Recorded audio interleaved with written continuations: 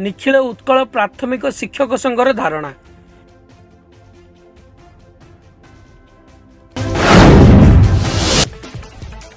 भद्रक जिला बंद ब्लॉक शिक्षाधिकारी कार्यालय सम्मुख में 3 दफा दाबी नहीं धारणा दि जाइछि। सोमवार दिन 10टारू अपराह्न 4टा पर्यंत यह धारणा अनिर्दिष्ट काल पर्यंत चलिबा नहीं संघ पक्षर सूचना दि जाइछि।